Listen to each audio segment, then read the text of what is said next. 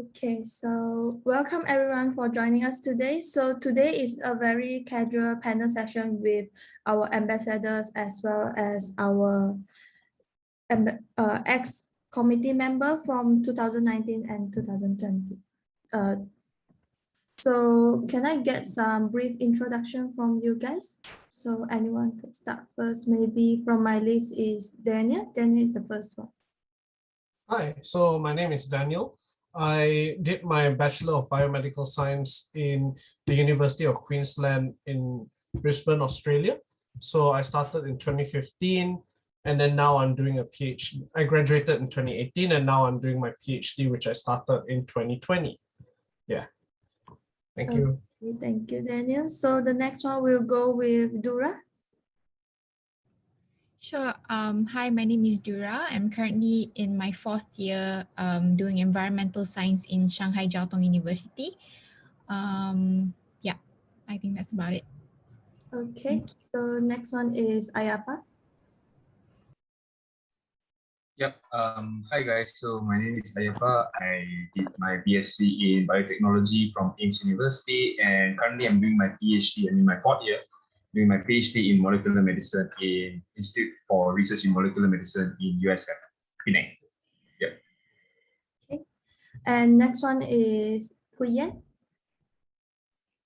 Hi, I'm Priyan. I completed my bachelor's in biology at the University of Northern Iowa in the United States. Okay, thank you. And the next one is Carson. Sorry. Hi, I'm doing biochemistry in Curtin. I'm currently 3rd year.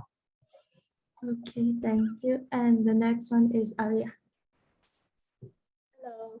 So I did my bachelor's in UCL and I started back in 2014, graduated in 2017. And I've actually just finished my PhD. I finished it in June of this year. My PhD was in psychology and so was my bachelor's, and my PhD was at the University of Cambridge.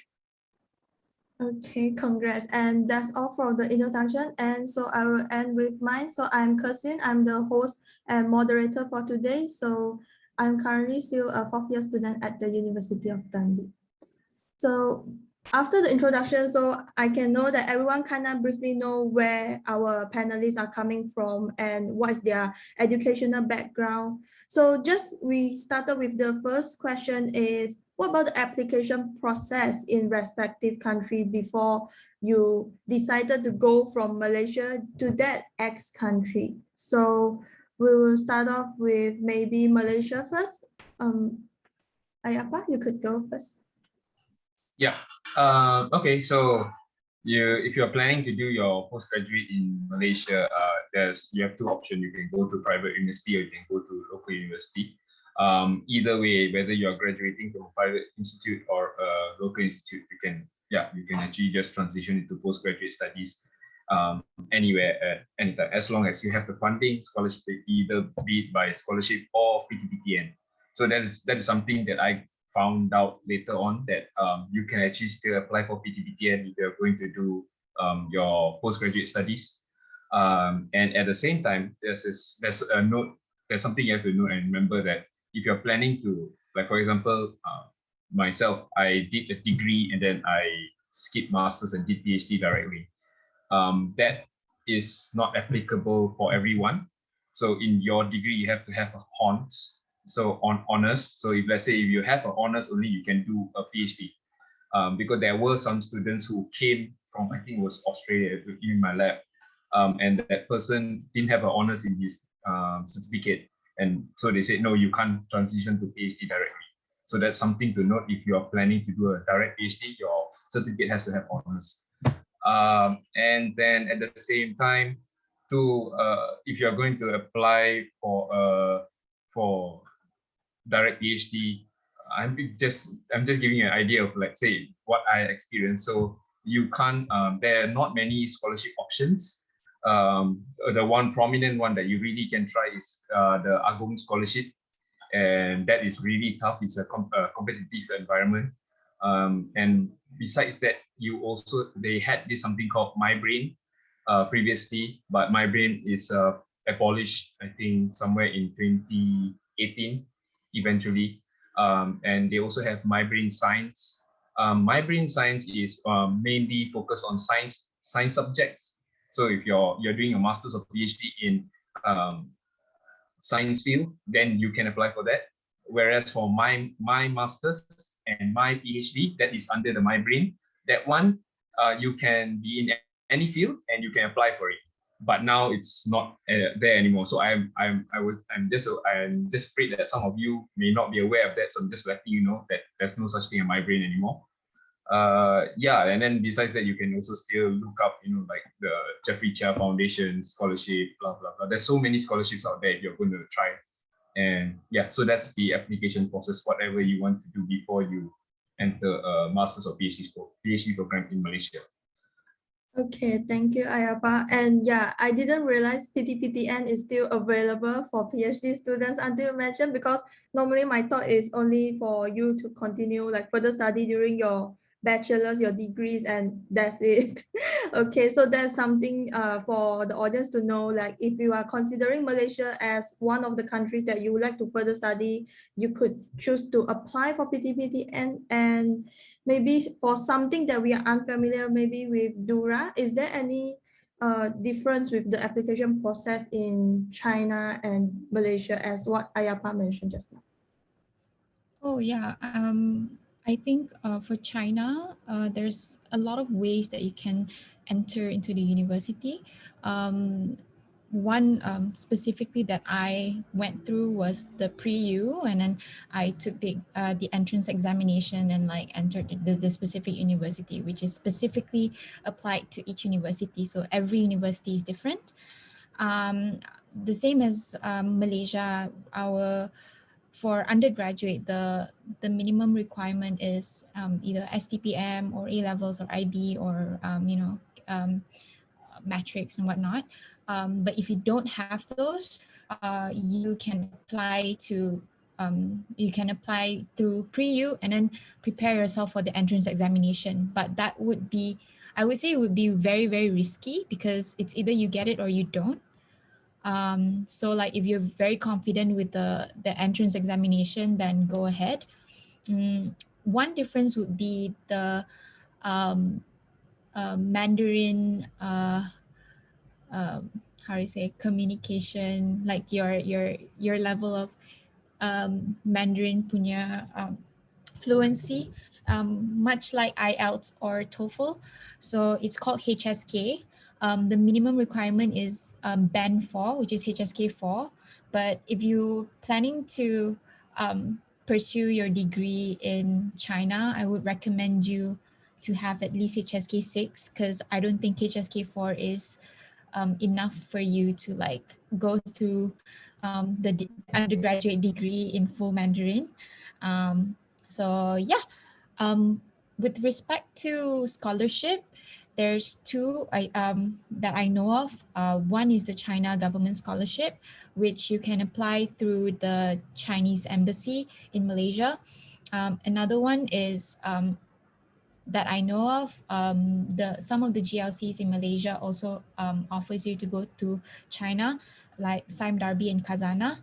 I think they do post it on their scholarship website that you can like check it out also. Yeah. Okay, thank you, Dura. So it's great to know that pre-university courses are still acceptable by Chinese education, because I know that some of their entry requirement is a bit different. But yeah, so if you are still taking like A levels and you think of going to China, and that is still possible for you. So maybe next one we will go with Huyen, is in the US. Right. For undergraduate degree, I think you can apply directly to the university, or there's a system called the Common App where you could apply.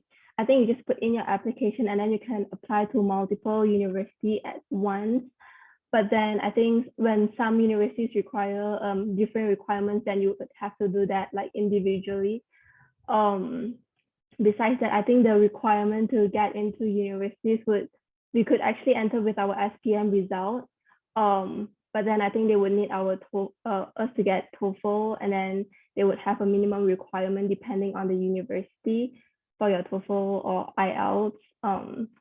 Otherwise, what I did was I did the American degree transfer program. So I did 1.5 years in Malaysia, and then I did a transfer program to one of the university in the States. Yeah, and I think for scholarship wise, different universities offer different scholarships. So they are generous with scholarships, especially for freshmen. So if you are going there for your first year, you would usually get more scholarships. Transfer students would have different scholarships, and they do have like different kinds of scholarships, whether it is from your department or it is from the university itself, or if it's from the international department that is giving you the scholarship. So they do have this variety of scholarships.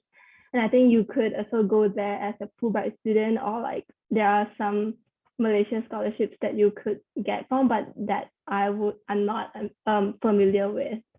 Yeah, I think for graduate studies, you could apply. I think you usually apply directly to the university, because you would have to talk to your PI and professors. So I think you would usually go with the direct application. Yeah. Okay. Thank you, Priyan, for the answer.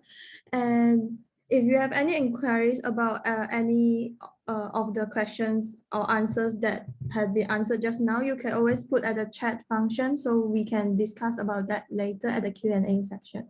So maybe next we'll go with Australia. Maybe Carson can go first. Okay, so for Australia, we have there's few states, and each state has its own application portal.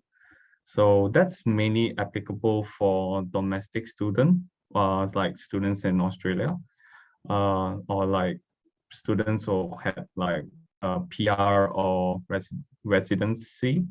But as an international student, you can also apply through those portal.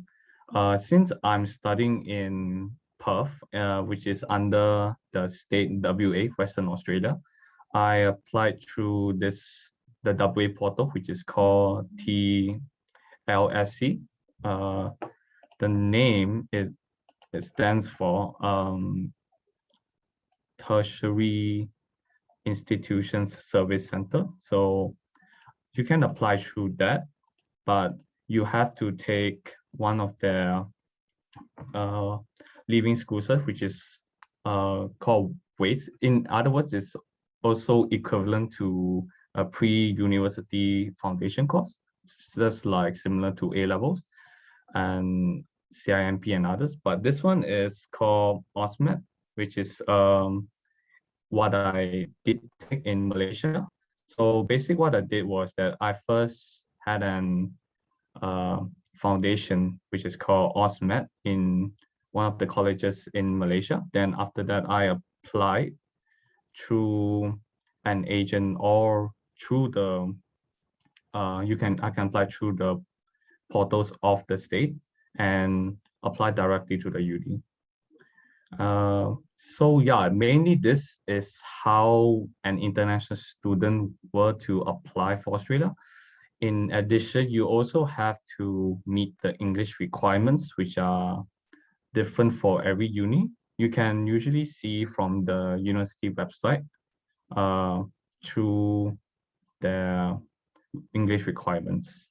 Usually they accept like IELTS, TOEFL, and also do remember to also check for even if they ever accept for the 1119 cert from SPM English. That's quite helpful, I say, because a lot of people don't really know that. So do remember to check whether if they accept the 1119 SPM as part of the English requirement for Australian unis, and also they also check for other English evidence English requirement for which can fulfill the requirement. Yeah. Okay, thank you. Yeah, that's a good tip to let everyone knows that actually some of the Australian unis actually like accept the 1119, so it saves you, I mean, a bit of the cost for IELTS. IELTS is not cheap. I mean, it depends on the how to say, compared to the tuition fee is not expensive, but it's also not a small amount of money. So yeah, definitely check the university website if they accept 1119. If they do, then you can definitely save the cost for your English test, maybe IELTS or TOEFL. Is there anything else to add on for Daniel for your PhD entrance? Is it different? So I'll just add in like I did A levels in my college in Tunku Abdul Rahman College, but also at the same time I actually went to a like higher education study abroad expo. So I actually went through IDP to actually apply through UQ, and they actually managed to waive my application fee. So that is also one life pro tip. Like you can, if you apply through a study abroad event, they may be able to help like cut some costs from the application fee. While for scholarships, for my PhD scholarship, I applied directly through the university. This is because I need to still talk to my supervisor, decide on the project, and then also apply for the scholarship, which is also a competitive scholarship between international students. And it's also decided by the school faculty and then the graduate school itself to choose the number of scholars that they will take. Yes. Thank you very much. Okay, thank you for the add-on. And maybe the next one will go to Alea for UK. Hi, so I think most people are familiar with the UK undergrad application process because MBIOS is quite UK-centered. Well, it was at first, but now you guys are branching out. So I'm going to focus more on the PhD applications. So my experience with applying for PhDs was the first thing you do is you find the prospective supervisor first that you want to go to and the field you actually want to go into. And with my supervisor, I emailed a bunch of people and he was the only one who replied. So he wanted to meet me informally, and apparently that's quite common. First, it's an informal meeting, and then you actually do the application. So I met with him. He seemed to like what I was kind of proposing, and what he proposed was also nice. So I went ahead and did my formal application. So in my application, this is specific to Cambridge, but I know other unis like UCL and Oxford might be the same as well in the UK. So I had to prepare a personal statement, which is roughly along the same lines as you would in an undergrad personal statement, but more focused on academics. And I also had to prepare a research proposal. So for the research proposal, what the unis want to see, I realize, is just how well you can come up with a feasible study. So you don't have to think, oh, I'm tying myself down by writing this research proposal. What if I want to change my mind later on? Like, that's perfectly okay. It's just what the body wants to see is whether you can produce a research proposal that makes sense. So I made my official application, and once I sent my application in, I think a month later, I heard back about an interview. So I got interviewed by my co-supervisor, who was actually my supervisor's wife. So like it turned out to be okay. Like I didn't know that I would be supervised by her as well. So it was quite interesting. And I would say that UK applications for PhD is more straightforward than I think maybe the US might be, because I know in the US you need to take the GRE and things like that, whereas in the UK there is no pre-application examination that you have to do. It's okay to just apply right away. You do need IELTS, but you don't need IELTS if you have studied in a UK institution or an English-speaking country. So it's a bit, unfortunately, Eurocentric in that regard. But like, yeah, if you come from Malaysia, unfortunately, you'll need to take IELTS. But if you come from like Australia or the US in terms of universities, that's okay. So once I got the go-to for my place at Cambridge, then I had to kind of wait for funding.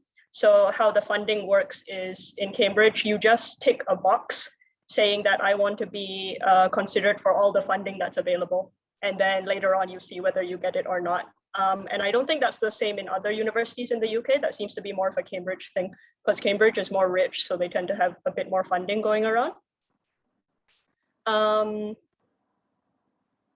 Sorry, I think my computer bugged out.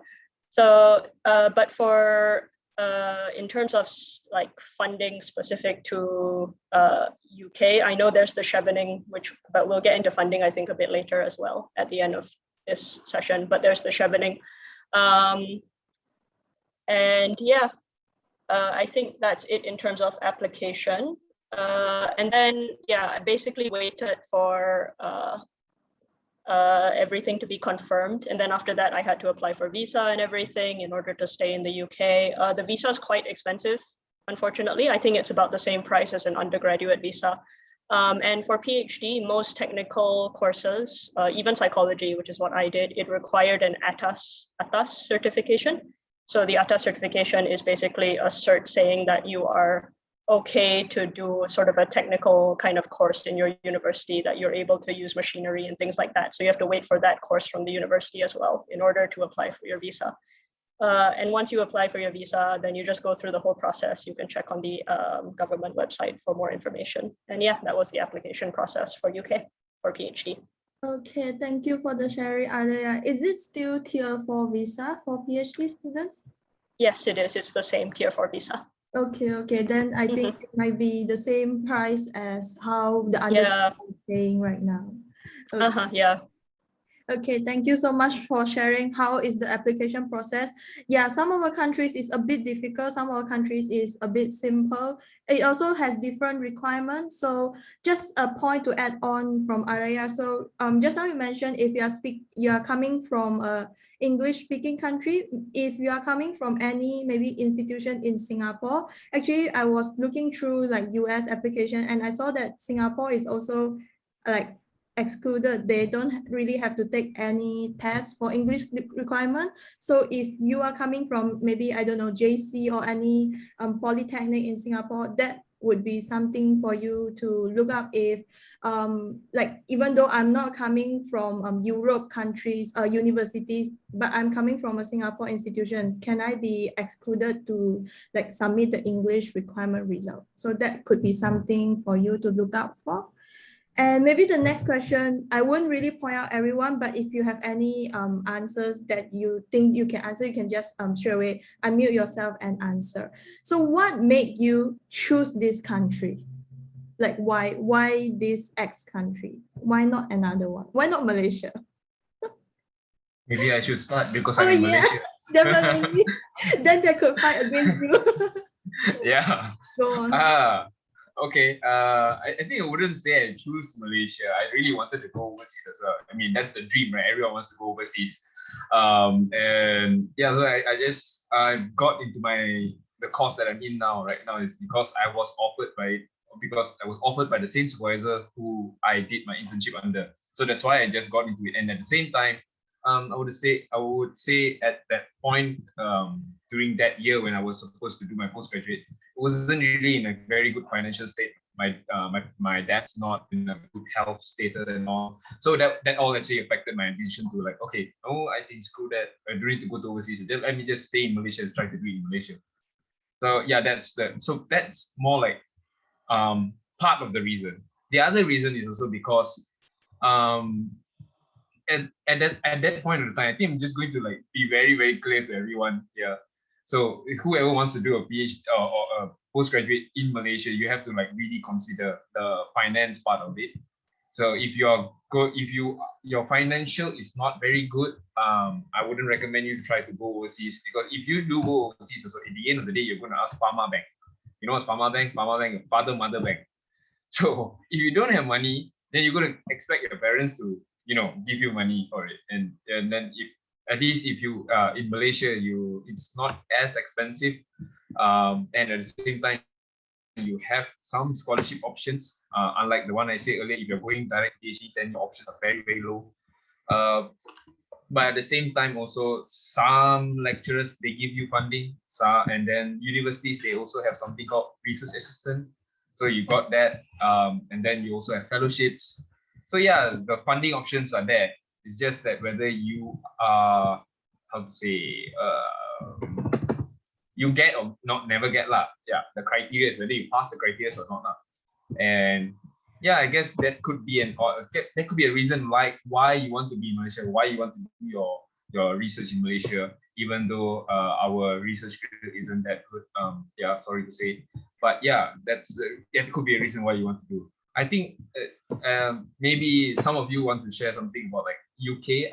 I'm more curious about UK because like their part is I have many friends who are like Alea earlier when we were in the same committee. I was like always amazed like how when Wen Apple they were talking about their research. I was thinking, oh my god, what if that's applied here?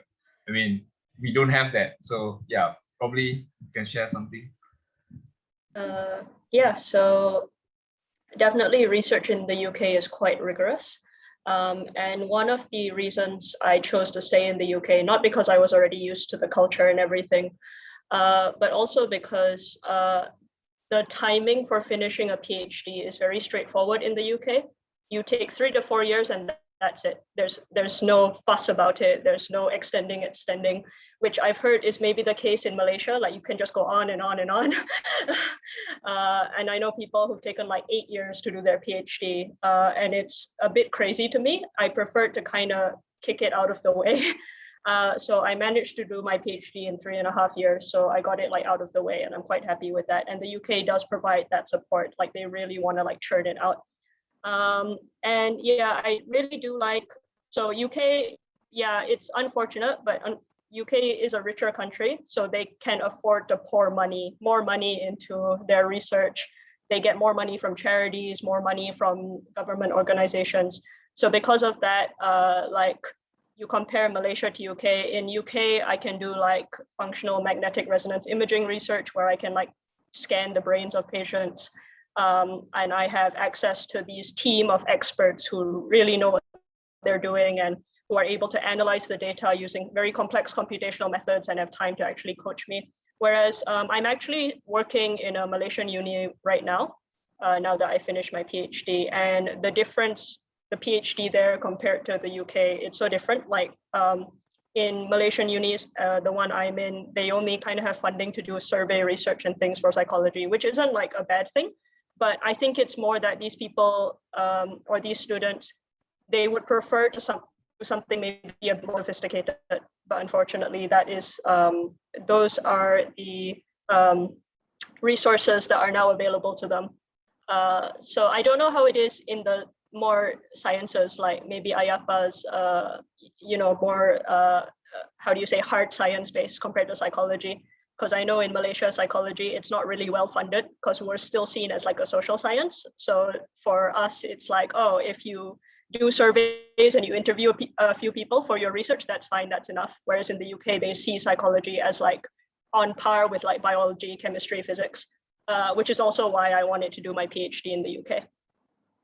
Yeah, definitely. I agree with Alea, how they look at your course in particular is a bit, how to say, it's actually the same course for psychology, but they look at it with different way. Also, I know funding is one of the issues that how they direct do the research in different way. But is that an issues for other countries? Maybe Puyen could go on with US. Is it like you guys are richer? I don't know, and more funding. I guess they do pay attention to psychology and stuff like that too, and they do definitely have fundings for those, and especially for bigger universities like Ivy Leagues and like the top universities, they for sure would have the funding. But unfortunately, I went to a not so high-end university, so we do have limited funding even for the biology department, even for hard sciences. But I guess I have a very different reason choosing the US. So I started with the American Degree Transfer Program. I was hesitating between A-levels and ADTP. And then I eventually chose ADTP because after understanding the education system, they focus more on overall. So even if you decide to do biology, you still do have to take a few courses. They do call it general education. So you do have to fulfill some requirements from other subjects. So for example, I took accounting, I took psychology, like the very basic classes. And so you have like um, you have some knowledge on each of these different subjects. And then I think it was also the flexibility that they had, because when I chose this program, AETP, I wasn't sure what I was going for. Like, I wasn't sure if I want to do biology. I wasn't sure what kind of major or what kind of subject that I was really, really interested in. And so the flexibility that they had was, regardless what you decide to major in, you could still change your major eventually, as long as you're not until like your senior year, you're going to graduate or things like that. When you're like in your freshman, sophomore year, so your first or second year, you could still have the flexibility to change your major around without sabotaging your graduation date. So you would still be able to graduate with a degree within 4 years, kind of thing. And or you could also pick up a major, a minor. So the flexibility was what attracted me then. Yeah. Okay, thank you. Yeah, I didn't know it's possible for you to still changing your course in second year in US. Yeah, that is quite flexible. And yeah, I know that US schools have more how to say courses or modules that is not really how to say, it's not what you apply for. Like my friend has to take history of or something when she's doing computing science. So when I heard about that, I was like, isn't our Sejarah enough for you in 5 years of our high school, and you have to take US history?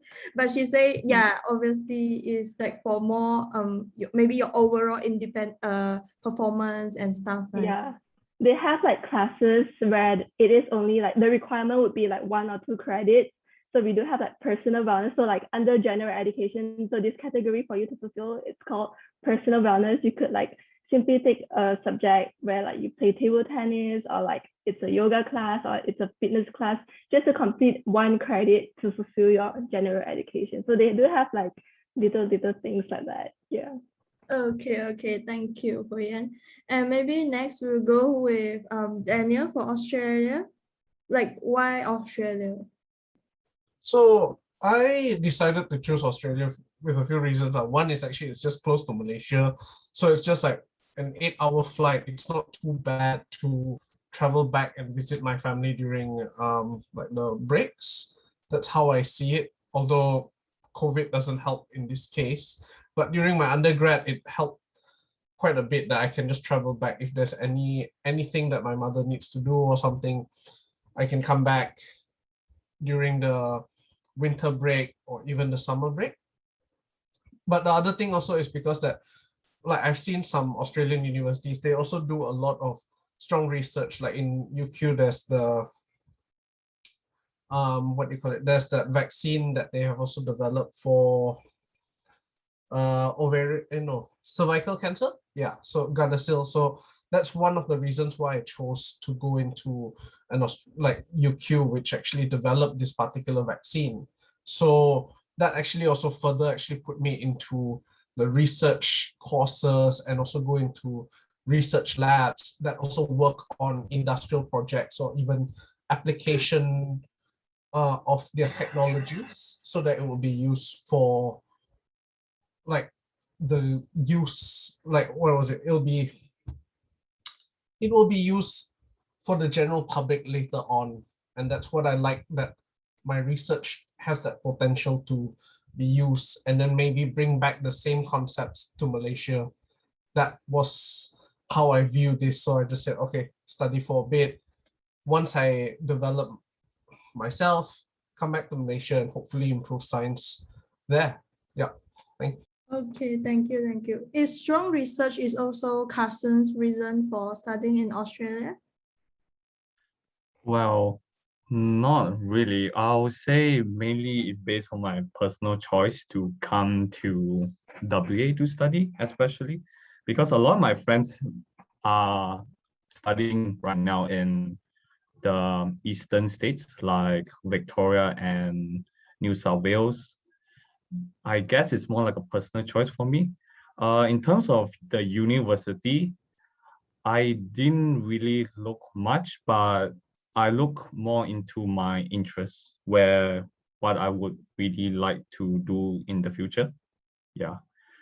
Mainly my choice was, yeah, I will do something related to science, especially in biology and physics. So initially wanted to study bioengineering in one of the universities in Australia, which is University of Melbourne. But unfortunately, I wasn't able to get in. So I applied for other courses, such as like biomedical sciences and biochemistry. And I got both offers, but at the end I chose biochemistry at because I guess at the end I was like contemplating, should I choose a bio or chemistry? So at the end I kind of choose biochemistry. Uh, although it wasn't my first choice initially, but I'm happy that it turned out well, that I'm still enjoying it. Though my course is very different from what people used to think of if when people say, "Oh, I study biochemistry." Yeah. Okay, thank So you. that's Yeah, I mean, it's still within the, School of Life Science. I hope you guys are calling as the same. So yeah. It's shouldn't- under the School of Molecular Life Sciences. Yeah. yeah, it's different So it calling. is similar. Yeah.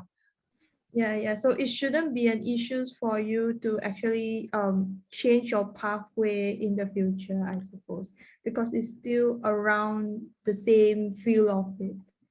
Right. Yeah. For me, I would say I'm like 1 foot in, 1 foot out. Yeah, in chemistry and in the biosciences. Yeah. Okay, thank you, thank you. And maybe the last one we'll go with Dura. So why did you choose China to for the study? Sure. I mean, I just want to share now. I kind of have a love-hate relationship with China. I feel like Go can also relate to this. I mean, yes, pretty tough in terms of like lifestyle there, but at the same time, I feel like I've learned a lot from the experiences in there as well. But at first, I think what was appealing for me at the time being was because well, I mean, to be full frontal is I got offered a scholarship by Kazana, and then well, it was actually the first program ever that they've started that sends students to China. So I was intrigued by the idea of like going to a foreign country that I've never been to before and all that. So yeah, for me it was more of like me personally just wanted to take the challenge. But what comes after that is definitely a whole different story lah. Okay, okay. Go, do you have anything to add on about Yeah, the I agree with you, Jura. I did my bachelor degree in Malaysia in UKM. So I decided to went to China because the technology there is more sophisticated. So like in terms of biology and things like that. And in China with my current PI, they will just ask you to design anything without considering the funding and stuff like that. So the funding is pretty sufficient. So you just need to like focus on research instead of like worrying a lot of unnecessary things there. So that's one of the reason. And then because they're emerging previously before the pandemic, so now everything is pretty screwed up. But then yeah, it's still a good destination to go if you plan to further study. But the only thing that is quite a pain stick is most of the courses are offered in Mandarin. So it's like pretty like Korea and Japan that they did the whole degree in their own language. So I would advise you to like handle Mandarin properly if you really decide to go to China to further study. Okay, so that is actually one of my questions just now when Dura mentioned about the Chinese verbal language requirement. So the whole studying in China is full Mandarin, and there's no particular modules in English or like is it like how to say? Is there like minority of the modules are in English, like full English, or the whole school is in full Chinese? Which one is actually? So in the context of postgraduate studies, we actually have English courses, but it's very limited. So they do offer for you to choose whatever course that you want, but for international students, those English courses are pretty fixed, so you don't have the right to choose if you don't comprehend Mandarin. Yeah, and I think undergraduate have less flexibility because their first language of conducting whatever courses in undergraduate is actually Mandarin. Yeah. Oh, Yeah, true. It actually kind of depends on the major as well. If it's predominantly international student, they do offer some courses in English, but if there aren't a lot of international student in that particular school, then it'll be in full Mandarin. okay. So there's something new to know. And the next question would be, what do you recommend to the audience to prepare prior to going to the country, either mentally or academically? But I would say maybe more to mentally right now, because now it's in pandemic. But if there's any academic advice that you could give other than the tips that you have given just now, you could also mention.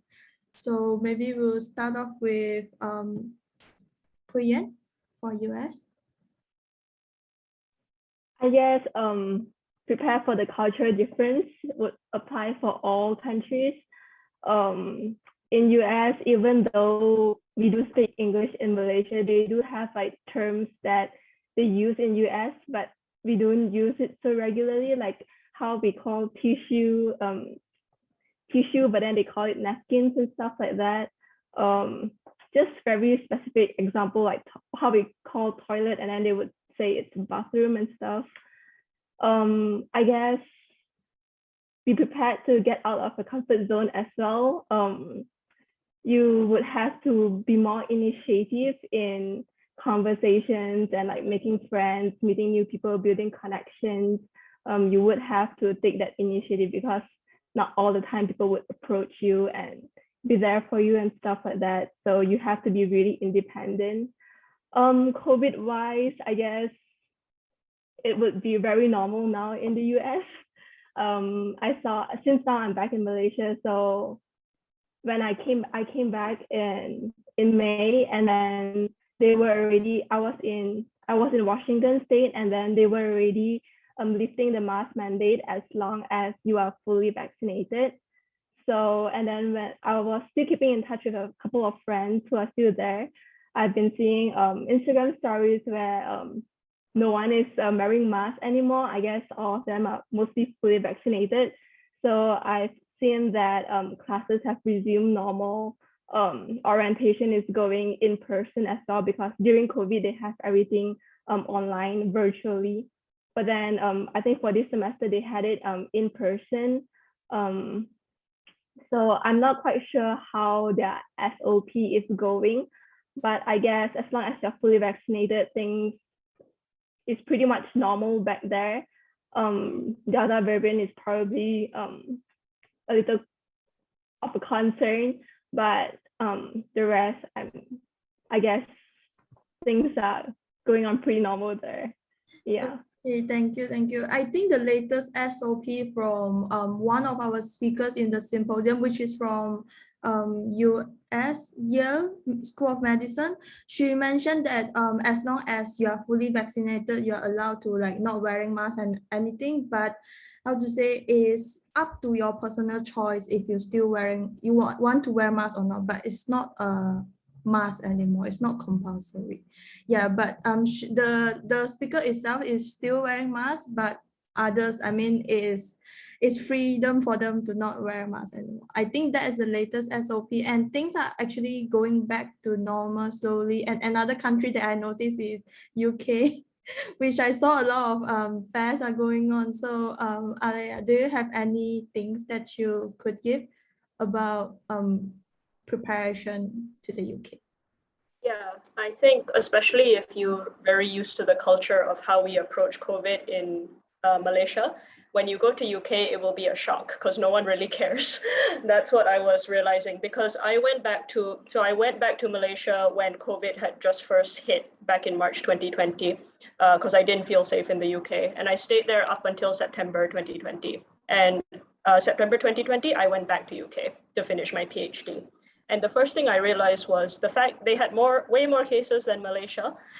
People were dying every day, but like no one really cared about wearing masks outside. And I heard more people complain about the rules compared to actually, trying to keep safe and everything. So that was like a big culture shock to me, I guess, especially coming from a, more collectivist country, right? So yeah, that's something to keep in mind. Like you do you, definitely. Like whatever keeps you safe when you go there or makes you feel safe, like respect your own boundaries, definitely, when you go to UK. If none of your friends are wearing masks, like don't be pressured to also not wear a mask if it doesn't make you, like if it makes you uncomfortable, like put on a mask, basically. Yeah, and similar to what Poyan said about culture. So the culture in the UK is quite, it's very shifted towards drinking and clubbing. And unfortunately, that didn't change during the pandemic. So like in my college, so Cambridge is split up into a bunch of colleges, right? And the colleges mostly house undergrads. And you won't believe like how many undergrads were still like partying, even though the laws stated that you could get arrested and fined up to £10,000 if you were caught like in a gathering of more than like 2 people. So like they were partying like under the lecturers and supervisors' noses. Like they would host like 40, 50 people house parties. So that's definitely something to keep in mind if you are considering, if you are considering accommodation in the UK.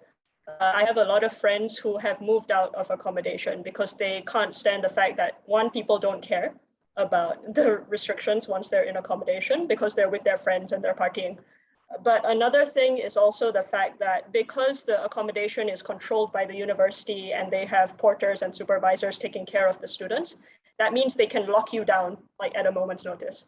So like from week to week, we would hear like, oh, this entire dorm room got locked down because one person had COVID. So even if that one person, you've never seen them before, your entire household may still get locked down because maybe it's in contact, you're sharing the same kitchen or whatever. So that's something to keep in mind if you're considering like accommodation in the UK. Like maybe at this point, it's better to live alone first. And then when things are a bit better, then only move into like uni accommodation to make friends. But it's also up to like how like safe you want to feel as well. So that's in terms of COVID, I guess, like what to prepare. In terms of the culture, like, yeah, drinking and clubbing is like a big thing, especially during undergrad. But like during postgrad, I realized people are more, I think, more reserved and more mature. Like they get to the point where they're tired of clubbing. So I kind of enjoyed my postgrad years more because I realized people were more interested in doing like dinner parties and small get-togethers and lunches compared to like going to the club every night where you can't like hear yourself think. So that's kind of what I liked about the more postgrad community here compared to undergrad lah. Okay, thank you, Alaya. And when you are sharing about the 40 to 50 people gathering clubbing, yeah, I saw Ayapa's face was like, Ayapa they had it every week. It's like, not it was normal crazy. here. What's not. wrong with them? I don't understand either. So see, It's all the the same cases in, like, yeah, saying. I'm sorry, it's the same in US. Okay. Totally relatable. So what Alaya was sharing just now was no one arrested them, but there are cases which a student, like 40 to 50 of them were like clubbing in one person's like whole flat, and then they were arrested and it was up to the news, like on the news, like legit. So when I saw that, I was like, okay, luckily I went to Manchester like, a few months ago, not now. So like, it's how to say, yeah, there are laws and rules are still like going on, but people just, they don't really care. So if your peers is not wearing masks or anything, just think yourself maybe like a K-pop star, like Korea. Back then, Korea is still wearing masks like on the street. Even that was like pre-COVID time. So maybe you think of yourself as that. Wearing mask is for the protection, not only yourself, but also to people around you, right? So I was wondering, is this the same case for Australia as well? So maybe Daniel, you can share about that. Yeah, it's still pretty similar in the sense that like undergrads like to party, and even like once the restriction eases up, the clubs are just on fire again. So there are people who like, and a lot of people celebrated that just because, oh, I can now actually go up and like, I don't have to be stationary in a restaurant or a club. Now I can actually go to the dance floor and actually dance. That's their kind of lifestyle and what they like. There are people who also try to make their own home parties, but because of the legislations here, they allow at least like 10 to 20 people during certain COVID SOPs. They allow like 10, 20 people in their houses.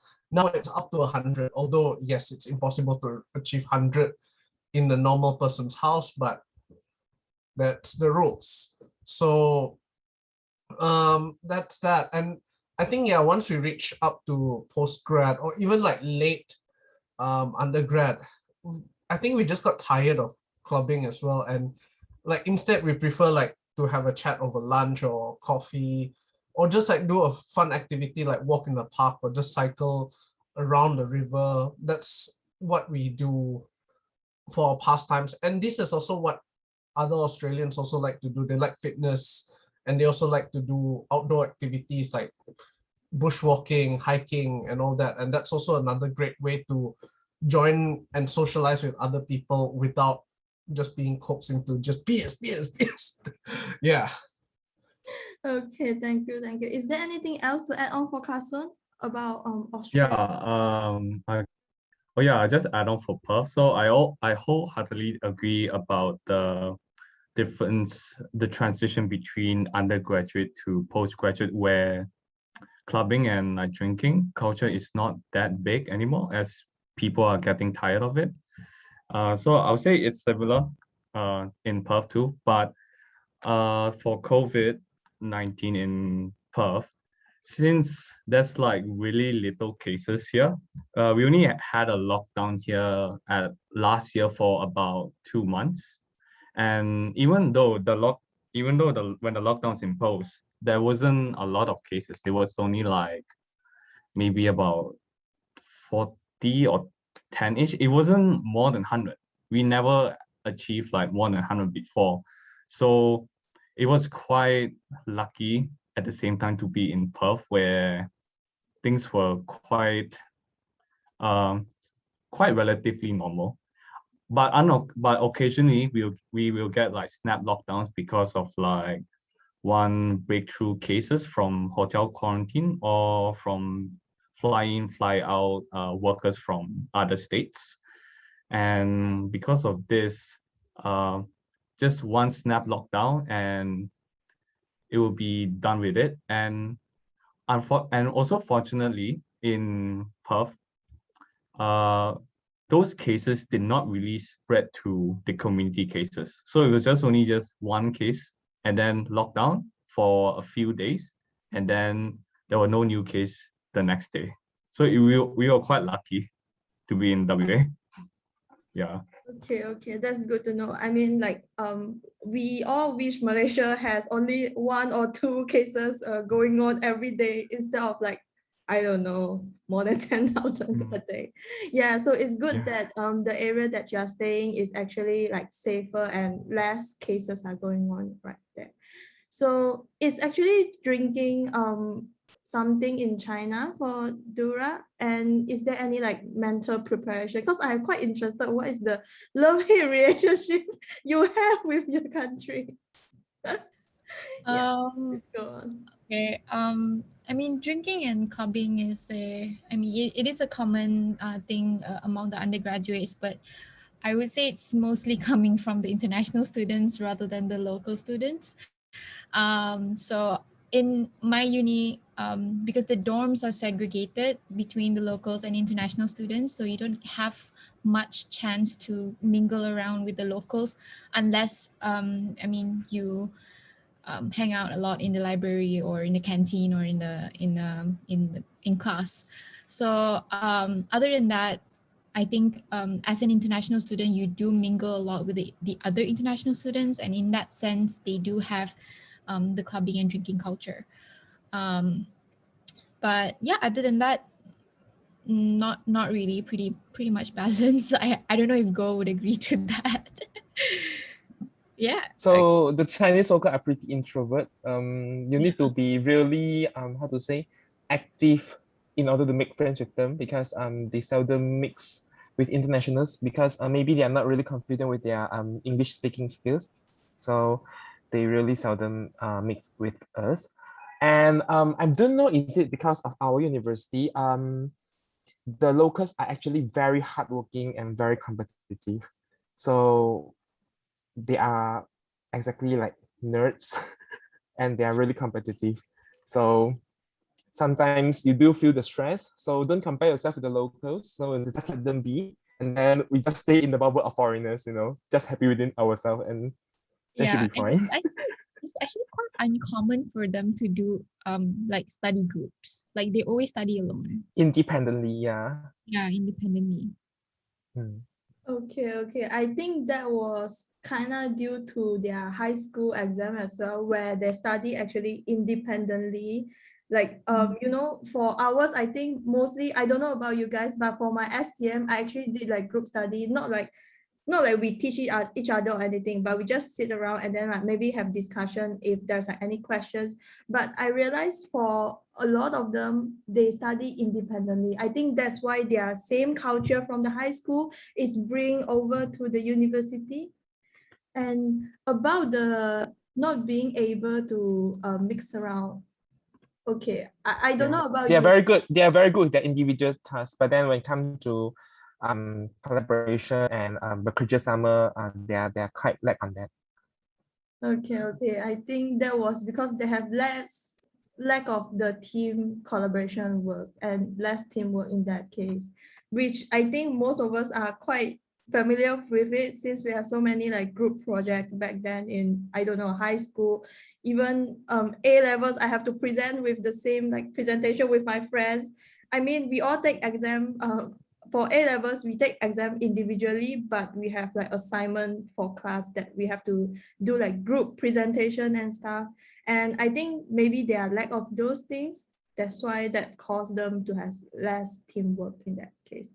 But yeah, also if you guys are thinking of going to China, maybe try to be 100% more how like outgoing you are in Malaysia. You go with 200%, so you can at least meet a local and stuff. And I realized the way they, not sure is it because of just your university, but the accommodation, when they segregate the locals and foreigner students, is quite difficult to mix around in that case. Maybe this is also one of the issues, they don't really hang around with foreigner students. But yeah, so if you wanna meet someone there, so try to be 200% outgoing than normal. So the next one maybe is just to know what is the living cost in your country. So we can start with Ayapa, since everyone's know how much. Malaysia, Yeah. not so expensive lor. I mean, it's not as jialat as you go to UK or Australia or US. I mean, Malaysia is Malaysia lah. Okay, so but I think where we will spend more is definitely the rental. You have in-house accommodation that is for UPU. I mean IPTA. Okay, so local universities you have in-house accommodation. That one, like, I think one sem my friend only pay 1,000 something only, and that's one sem, 6 months. So it's like 1,000 something. You get a hostel like whole 6 months, no need to pay anything else. Whereas if you're living outside, if like I'm in Penang, so Penang, like a room, you got a small room, roughly around 300. So mine is like 300. So sometimes you can go if you want aircon, blah blah blah. It will tambah. You keep going on. Here all is Malaysian, right? Okay, then like campur is no problem, kan? Okay. So yeah, so you will accumulate and more. Then if let's say in KL, wow, KL die, man. I heard my friends like getting rooms, like just a normal small room with no furniture, not furnished, nothing, zero. 500. That's crazy. And then some is like around, like if you want aircon and whatnot, it's like 700. Well, yeah, so cost of living different, but makan, don't worry. So since I'm in the food heaven, Penang, it's fine. I have no issue with food. So it's like anywhere you can find food. But at the same time, you best to cook lah. It's expensive as hell to everyday eat outside. So yeah, learn how to cook if you want to be a postgraduate student, so that your money don't waste on outside food. Okay, and if you are, oh yeah, if you want fun, if you need more money, then probably you can try to do some part-time jobs. I got a culture shock during my postgraduate days. When I first joined, almost everyone in my institute are doing part-time tuition. And I got a shock. I was like, what? So everyone's like saying, okay, hey, today I'm going to this place. Hey, today I'm going to, I'm like, where are you all going? Why you all are going different places? They say, oh, I'm teaching tuition. So it's like everybody is doing tuition, just that they can have some money. So yeah, so the sad thing about Malaysia is most of our students are not funded, and no grant money, no money from university. So all poor fellas, all depending on pharma only most of the time. Okay, yeah. So that's the cost of living. Okay, thank you. Also, I think it depends on where you are. So the rent of courses changes a bit. And I mean, in the end, Malaysia is a food heaven. So no, I have no worries about getting food. If you don't know how to cook, you go out tapao. Okay, it's a bit more expensive, but still you can get delicious food and stuff. Yeah, a decent meal. Yep. Definitely. So maybe ringgit bihun. So what about Australia? Did you guys how much you spend for your living costs? So I can just break it down briefly and it really depends on same like how Ayapa also say like how luxurious you want to live and also where you want to live. So like if you want to live closer to the university, it will also be a bit more expensive, like at least above 150 AUD per week. So everything in AUD goes by per week. So 150 is the lowest and even the smallest room that you may have to even share the room, or even some they will actually like rent as many people into that particular house to offset the costs. The other one is to go further away, so like slightly in the outer suburbs, it's much more cheaper. So you can go at 100 to 200, but a decent place. So 150 to around 300 is the rental costs closer to the university or even in the city. While like if you go to the further out suburbs, it's like 100 and above, or even sometimes if it's cheaper, if you help out to take care of like a person who also is living in the house. So there are these kind of ways to offset. Then for groceries, eating out wise, it's just too expensive. Like if you go to a Malaysian restaurant in Australia, roti canai costs 750 AUD. Yeah, I do agree. It's like I actually cannot fathom myself. Like I paid $30 and like one pieces roti canai. Yeah, like just one they cut into 4 quadrants. Wow, Ayapa, you can get maybe more than 10 pieces of roti canai. That's like a month's worth of food. Way. Yeah. I understand that, but then they can just use the justification that this is not normal. Where else can you find it? So I can try, and it's a special acquired skill to flip roti canais. Okay, 750. It's true lah. So that's that. But like if you, so ideally is to cook at home. So I normally spend around 60 to 80, maximum 100 on groceries per week. And then that really depends. Like if I want a budget, I can go vegetarian, or if I feel like, I want to celebrate, I can just buy something nice. It goes up a bit, something like that. Then utilities wise, depending on your house, like my particular house, actually, the rent includes the utilities. So I don't have to really think so much about that.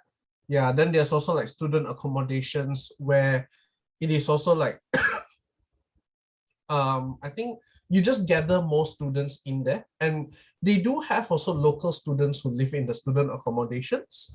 Then the last one is like the in-house hostel in the university, but those actually are quite costly, but they include food. So 500 AUD, if I remember correctly, last time when I was living there in first year. But it includes food. But sometimes the food may not be to our liking or that, but you get friends and also you get to mingle around with people within the hostel, which is a good thing lah. And like the hostel I went to is International House, where they actually have a 50-50 split between locals and also locals from like the outback, like slightly further out in the smaller cities from Queensland or other states. And then also 50% are also from international students. So like you get to see like someone from South America, Europe, Africa, all these kind of places all in one. And we also do have like activities. But for what it's worth, I would say it's better to stay there for maximum 1 year, make some friends, and then move out to a rental place and save money and savor the friendship lah. That's what I would say. But yeah, that's around the cost of living. I'm not sure about Perth. Is it different to you, Perth, Carson? It's kind of similar, the price range that you say.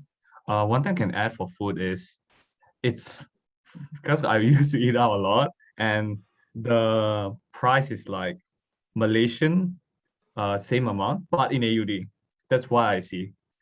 I would say the so cheapest it's range. times 3 of the price you pay in Malaysia, right? Because one Yes. Australia money dollar is to 3 ringgit Malaysia. So Since just don't now you convert. So don't Yeah, convert. Everything Yeah, that's convert to right, Malaysian yeah. ringgit is so expensive. Okay, Yeah, so get it. so what I noticed is that mostly the cheapest food you can get eating outside would be 10 to 15, and then medium range would be 15 to 20, and then expensive is everything above 20. Yeah, I would say. And yeah, mostly everything is like all in Malaysian ringgit amount that we used to in Malaysia, but changing to AUD. Yeah. Okay. And like what Daniel said about in-house hostel, I was thinking the one that you're talking about is homestay, right? You mean I'm talking about residential colleges, but basically in Oh, the residential university college. itself, they have like those residential colleges, but it just sounded weird by saying it's a college because Oh it's yes. not really an educational Well, institute. some university use that as the term for the dormitory, residential college. Some universities does do that. Well, for mine, it will be just normal.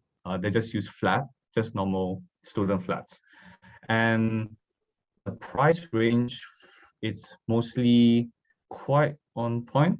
Where closer to uni would be more expensive, and if you move further away, would be lower than 200. Yeah, per fortnight usually, and usually they pay through per fortnight instead of a week. Yeah. Okay. And that's about it. Yeah. So the price that you mentioned just now, Daniel, is actually per fortnight, is it? Like the Per week. Actually, I'm talking about per week. So per week. Okay. yeah, so depends. For Yeah, Carso, for my place, per it was fortnight. usually calculated like per fortnight. Yeah. So each 2 weeks. Yeah. Okay, definitely. So we'll go by currency. Ayapa, I want to see how you change your face. Dura, it's okay. China will go last. So next one we'll go with US or Puyen. I guess for US, the same thing. It really depends where you stay. If you live in a city like New York, California, places like that, definitely that would be like a very high living cost. But then since I was in Iowa, Midwest, very low living cost, especially in college town, my rent per month would probably be like 300 plus, excluding utilities. And then utilities, when we average it out within the housemates, it usually averages from $40 to $50 per person. So it would rent and utilities together would probably definitely be under 400 if you would have to find your own accommodation. So if you are lucky enough to find cheap ones like I did, I managed to spend way below 400 every month. Living costs, groceries and stuff, I was a bit good when I was there because I had to work a couple of part-time jobs to fund my my own living costs and rent. So I managed to just spend around 100 plus for groceries every month. So yeah, it was roughly like that. But what I heard from the cities, like Washington State and places like that, rent usually goes up to 1,000 to 2,000 a month. And but definitely their wages, their minimum wage would be way higher as well. And then way higher because in Iowa, our minimum wage was 7.25. That is the minimum. It depends on what kind of jobs you get. But then in the city, probably in New York, I'm not sure, but I would guess the minimum wage would definitely be higher than $14 per hour. So I guess that is the difference. But for me, I was able to survive in Iowa just with like 2 jobs and then 20 hours a week, every week. And then, yeah, I was managed to pay off my own rent and groceries and living costs and things So like while that. you are Yeah. studying, you are still having 2 part-time jobs at the same time. Yeah. Okay. Yeah. Okay. Well, Ayapa is clapping for you. Okay. I didn't know that the minimum wage is different in US because I know that it's actually the same in the UK no matter where you are. So now we have goals up to for your living cost in Ringgit Malaysia is 1,500 per month. Rent plus utilities, and for the one maybe in like city New York is 4,000 Ringgit Malaysia. So also in US, the states are very independent. It's like every little country that you get into when you go to different states. Like a lot of things is different. Like mask mandate wasn't compulsory in Iowa when COVID hit Iowa. So only our university required students to have masks on in buildings. So once we get off the buildings on campus, students are literally without their masks. Yeah. Okay. So like different states have different rules and minimum requirement, and most of the things are quite different. Okay. Yeah. That's good to know. And next one we'll go with the higher currency, Alaya from UK. So can I like share like what is the cost for a monthly cost in the UK? Monthly cost. So starting with rent. So it really depends on which county you're in. So I lived in a relatively, unfortunately, wealthier county. So it was Cambridgeshire, which is the south of England. My rent was nearly £600 a month. And it was quite a shoddy place, not the best place, to be honest, like £600 a month. And I had to share a bathroom with 2 other people, 1 room to myself kind of thing, shared toilet and everything, shared living room. But I have friends who, paid way more than that in Cambridge, like up to £2,000 a month. Like it's crazy just for one person.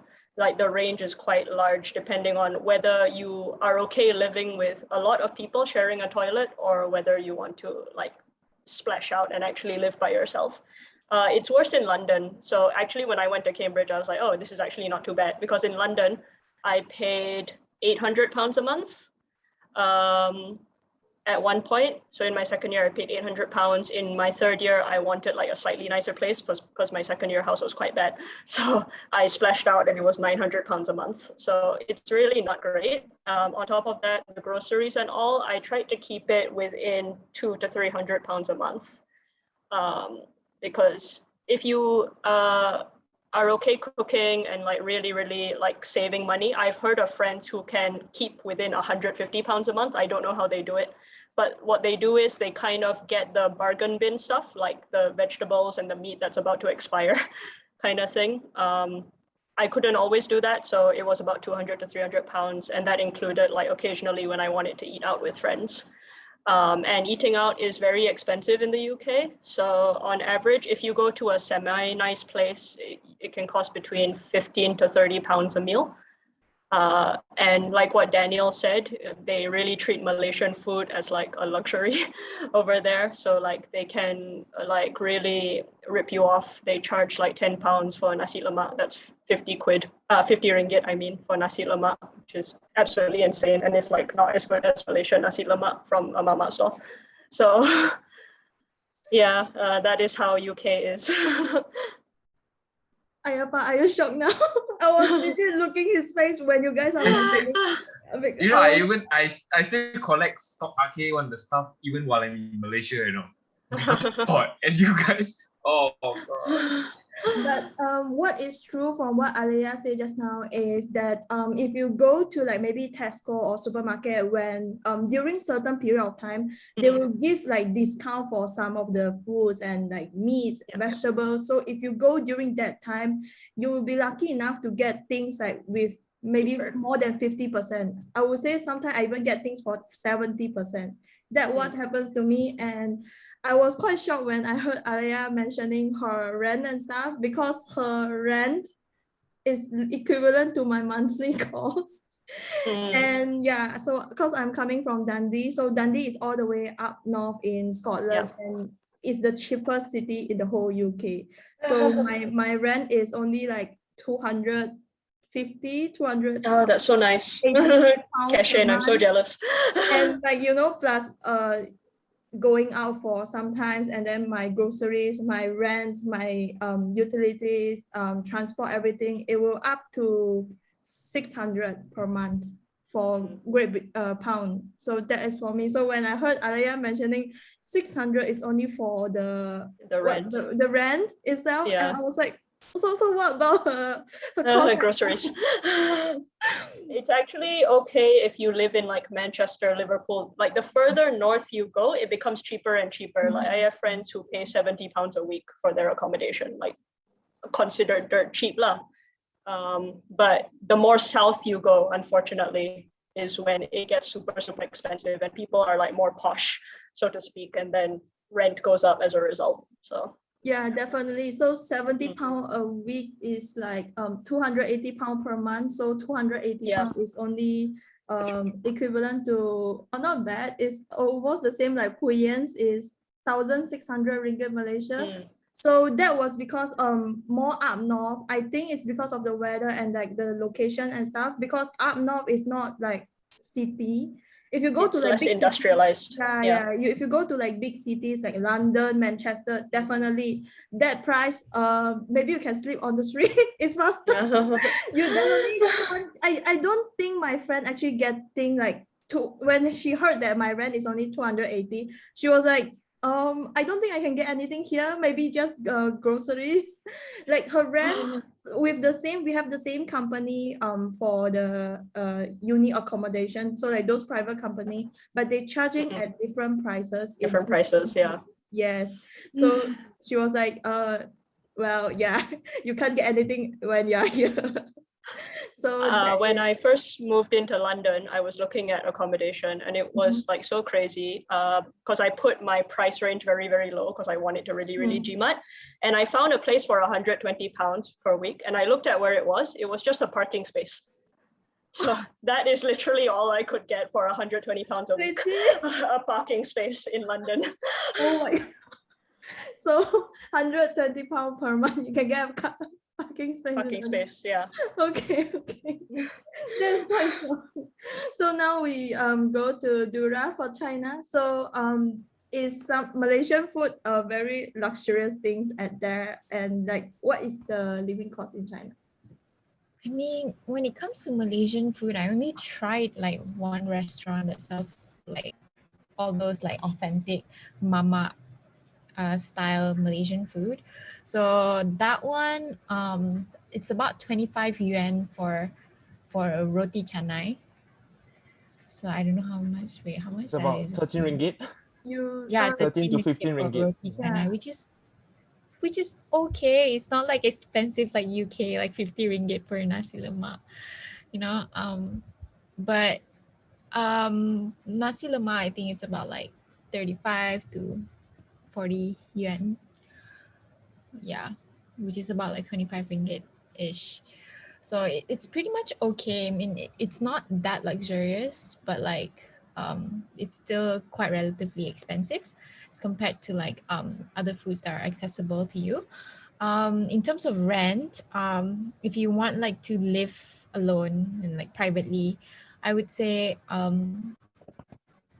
mean 1,500 yuan is quite enough because I lived in a apartment, a studio apartment near my university alone, and like it was only like 1,500 yuan a month. But other than that, the closer you are to the city center, the more expensive it is. If it's like if it's the same apartment like size as mine, but closer to the city center, is probably around 4,000 to 5,000 yuan a month. So it really depends on where you live. Within Shanghai. Luckily for science students, because our campus are on the outskirts of like Shanghai. But like for the arts and humanities students, their campus is like in the middle of the city. So they kind of have a higher cost of living as compared to the rest of us. So yeah. So so Dura, you are living at the city center, is it? No, I'm living at the outskirts of Shanghai. So Good. So because I'm living in the dorm is pretty cheap. It's double room is around 800 yuan per person. It's only around 400 ringgit per month. The food is dirt cheap because actually the food are subsidized by the university. So you can get a meal around like 8 to 10 yuan, which is 5 to 6 ringgit. So it's pretty cheap food there. And then we got a lot of big canteens in the university. We got like 6 to 7 canteens, and another extra 3 canteens for halal food. So the halal food is also quite accessible there. So if the food and accommodation is the only concern for you to study overseas, then China would be a pretty good spot for you to go, because the living expenses is not that high actually, because considering Shanghai, but it's not that Shanghai city center, it's like the outskirts of Shanghai, so it's pretty affordable. Yeah. Okay, thank you for sharing. So Ayapa, did that give you a bit like a roller coaster? Now it's like going down because 1,500 yuan is like 800 ringgit. Yeah, around 800 900 ringgit. So it's not too bad. It's just like how you stay in maybe KL area, because she's staying at like outskirts of Shanghai, which is around the city center area. So yeah. So hopefully that gives you guys kind of like a brief idea around like how much you should spend during your monthly costs in all those countries. And the next one, maybe we'll go to something that you guys actually mentioned, mentioned in the previous conversation, is about funding, which is the part-time job and scholarships. Is it very often for you guys to have a part-time job in that country? So I think Ayapa, you have mentioned just now, a lot of your friends are getting like tuition teacher as their part-time job. Is there any other things that they are doing other than a teacher? Tutor? Oh, okay.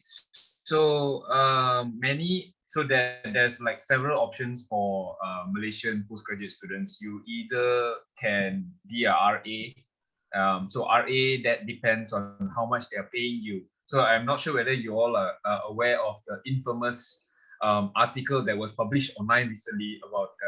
I can say this because it's published as a news. You see. So USM offered RA students 650 ringgit only. Yang tu tak cukup lah, want to live, I tell you. It's like, that's dirt money. Like you can't even pay, and then you want to makan also tak cukup. It's like bodoh betul. It's simple as it is, like bodoh amount lah. But USM justifies it. It's okay. But so you can't get by with the RA funding and whatnot. And I think it just say like in USM, the master students, if you're a RA, you get 900 ringgit per month. Then the PhD student, if you are a RA, you get 1,100 per month. Okay, so it's like cukup makan, cukup to pay your rental, everything. Siap. It's just ngam money. It's like you don't even have any savings. If you want, then you have to, do a part-time job. So what are the part-time jobs that people do? One of it, definitely most popular, teaching. So they do tuition class. They do tuition classes, and most of the time they try to take the rich kids.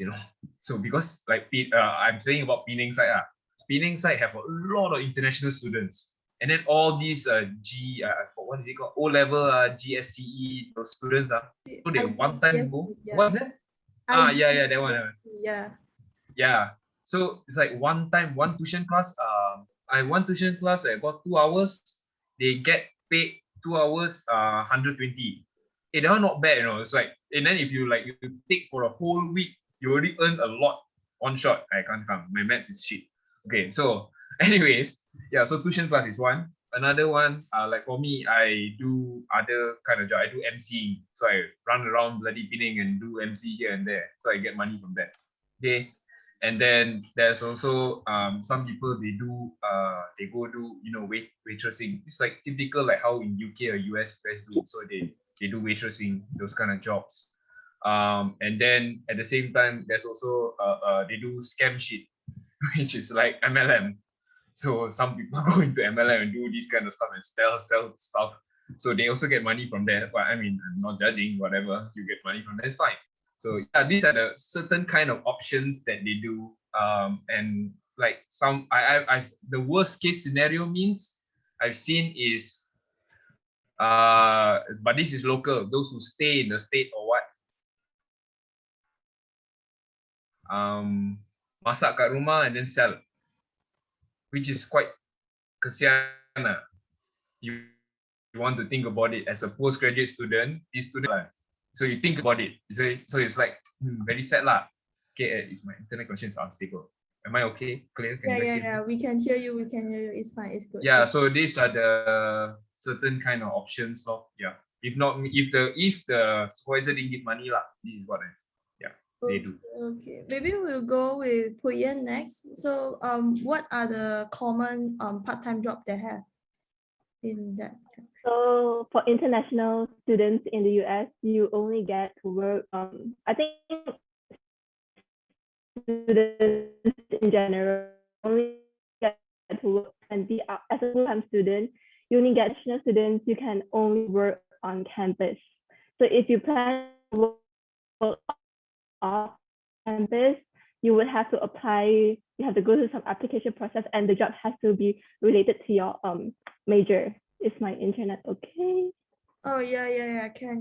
So the job must be my connection is unstable. No worries. So to conclude, just now for US, as an international student, you can only work either on campus, or if you want to work outside, you must do some application, and then it must be related to your course that you are studying. Yeah.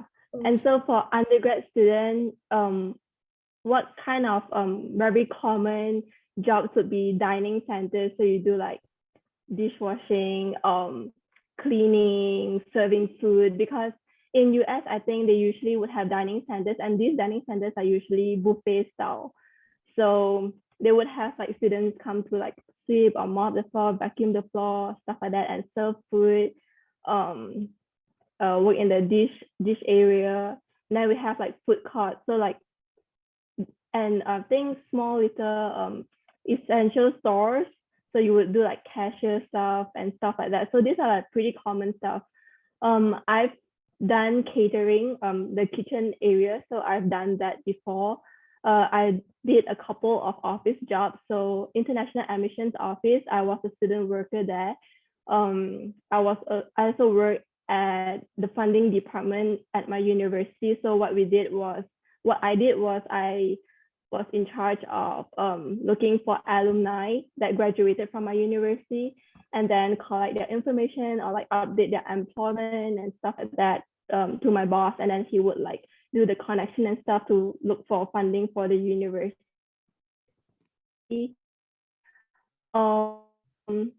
There are like RAs, where they call it the resident assistants, where for the dormitories, every floor would have like a leader of the dorm kind of thing. So those are like jobs that would actually pay you well also. I did some orientation leader thing, and then that actually did not pay me, but my funding came as a scholarship instead. So like for the semester, once you're done with your job, they give you a few $100 as a reward kind of thing. And then I think for graduate student, you could also apply for RA, research assistant. And I'm not sure, I think it varies from universities to universities, because I've heard some universities, if you get the RA position, you only do need to pay institution. So you don't have to pay international fees. Because like for international students, we do pay a lot more than the local students, right? So for those, I think you can just pay institution, which is way, way cheaper.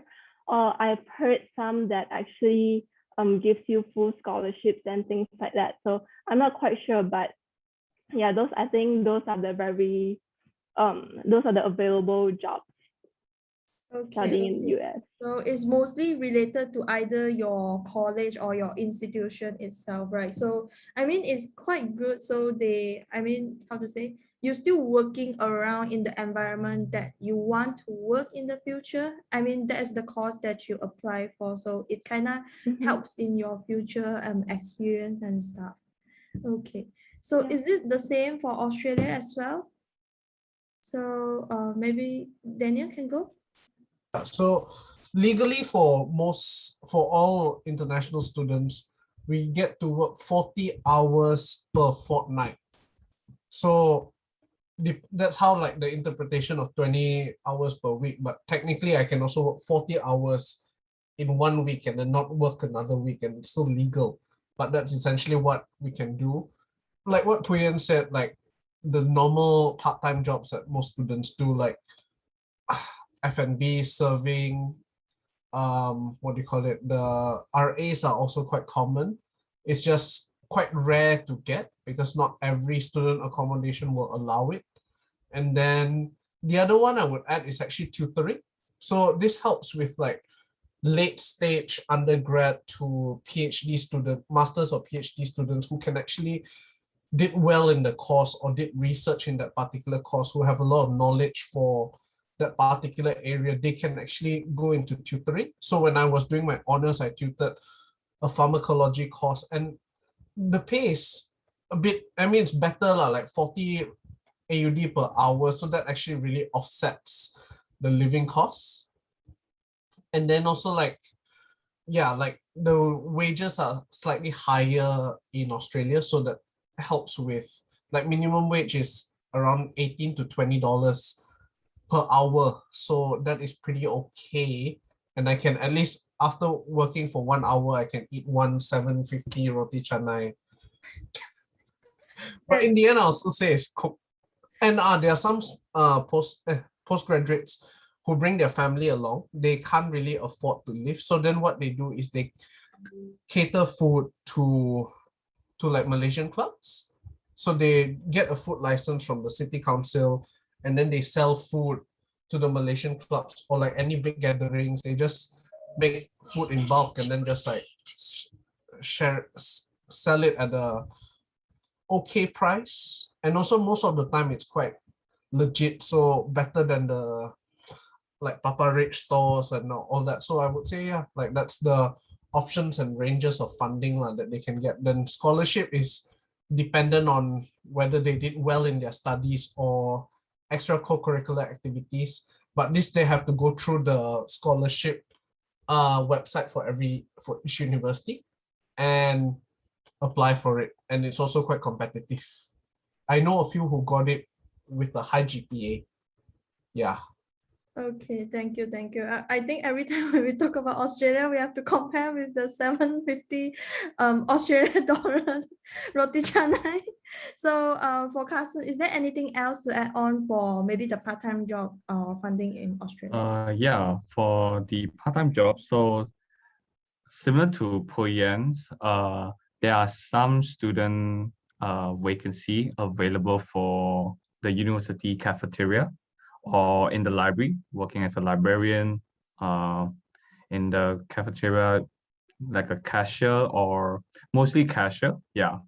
And as for funding, it's, well, I think this is kind of special for Australia. So because I took OSMED, and OSMED is actually just the what we Malaysian called it as the Australian matriculation. So in their place, they call it year 12. So year 12 is basically like in A levels, you have year 12 and year 13, AS and A2.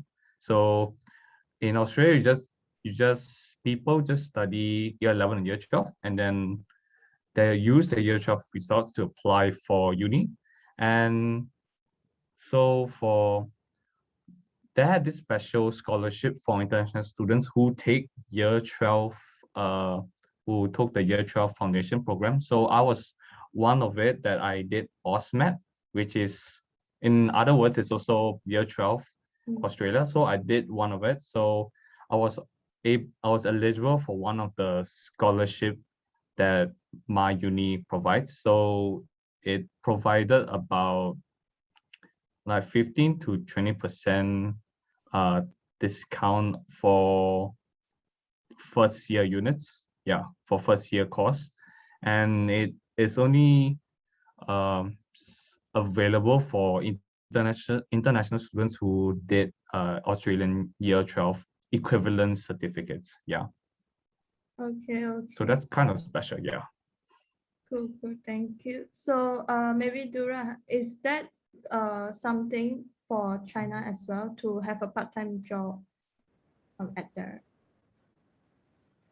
I think similar to Priyan, similar to US, we don't we have to get approval in order to work outside of campus, but we have a lot of opportunities in terms of on-campus jobs. They post it on they have like a specific page where they post like job opportunities every day within the campus. So you can work as like a library assistant, or you can or you can work as a research assistant, or even within the administration offices as well.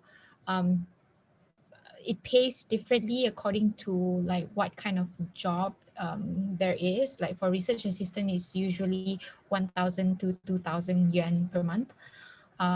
For librarians, like 700 per month, and it's up to like what job you take lah. But if you want to work outside of campus, there's also tutoring jobs that people usually take up, especially international students. A lot of sekolah rendah and like high school students need help, especially they're local.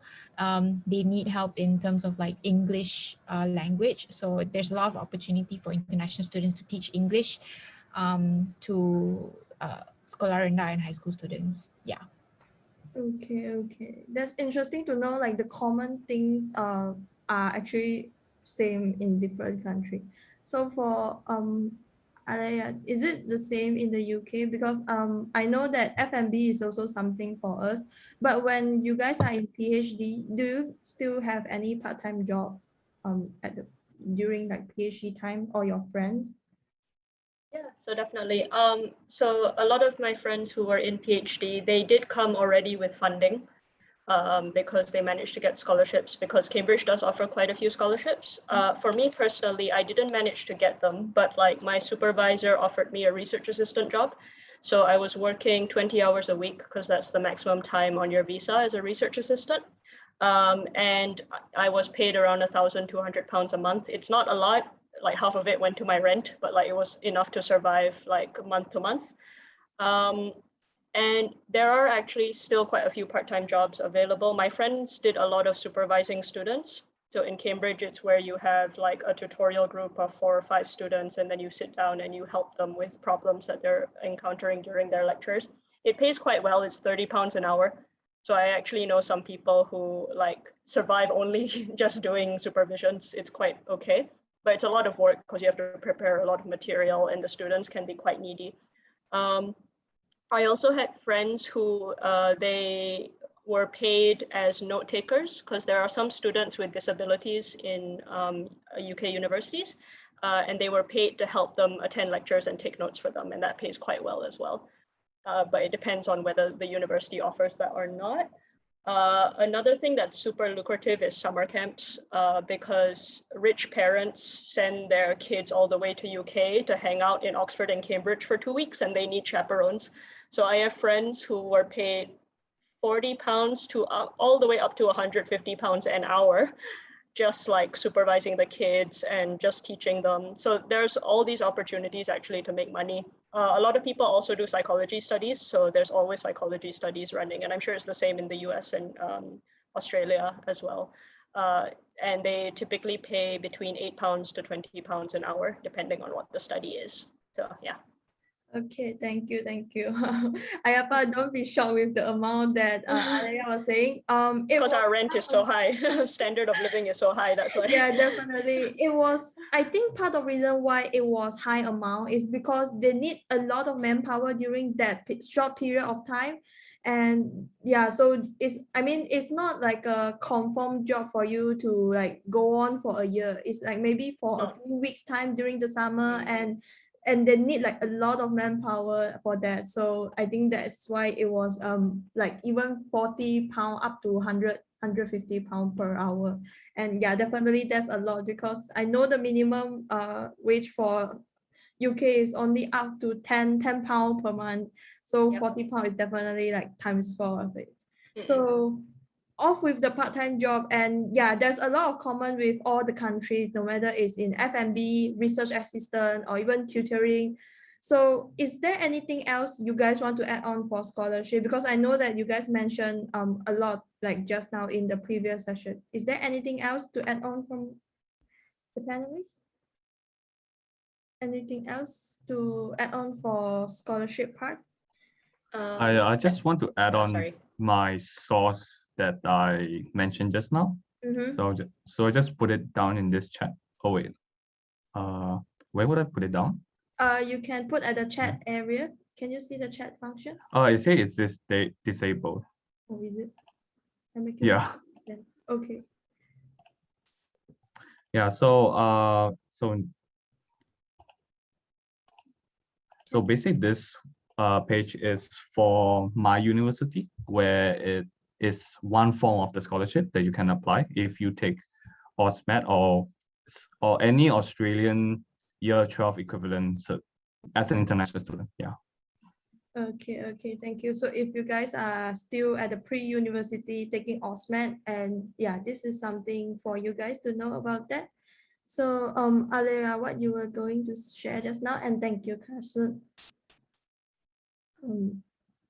Alea? Yeah, so sorry, what I was going to say is as a research assistant in the UK, because I was considered a staff member, I actually got reduced tuition fees as well. So I didn't also pay my tuition from my funding, because my funding was only £1,200 a month, and the PhD tuition fee is 26K a year. So of course I couldn't pay for the tuition with just £1,200 a month. So actually the deal with my university was that they would, since I was staff, I only pay £2,000 a year. So I could kind of easily save up and pay that. So there might be a similar scheme in other universities as well. If you become a staff member of the university, then your funding gets reduced. It's 26,000 to 2,000. Yeah, exactly. That's like 24,000 cut. Yeah. That's crazy. Yeah. What the hell? Okay. I guess in US, there are like states where I think if you do your undergraduate there and then you are there for like so many years, they do allow you to pay in-state tuition, and it usually cuts more than half the tuition fees that you are paying. Yeah. So where is Malaysia in this? Why isn't Malaysia doing anything about this? Oh my God. Okay. Thank you for Alea and Puyan for the information. And yeah, it's good to know that if you are a staff, or maybe actually try to have some connection with the PI or the professor that you are going to work with, because if you cannot get the funding from maybe the schools or particular organization, they will actually have their personal, ways to help you with your funding and stuff. And like as a RA or how to say, get the institutional tuition fee. Those are the things that wouldn't be stated anywhere on the website. I believe there's like no way I could know until Alaya and Fuyan told me that, oh, be a staff and you can get 24K reduction on the tuition fee per year. And then for Huyen, it's like institutional fee, and then it's like much cheaper, more than 50% reduction. So I mean, try to get connection if you wanna like continue with your PhD anywhere, so they could give you and help you. I mean, obviously it'll be great if you can get the funding, but if not, they will actually try to help you for that. So thank you for the sharing just now. And maybe the last one will just end with what's next. What is your maybe future plan? Is it still working there, or do you plan to return to Malaysia to work?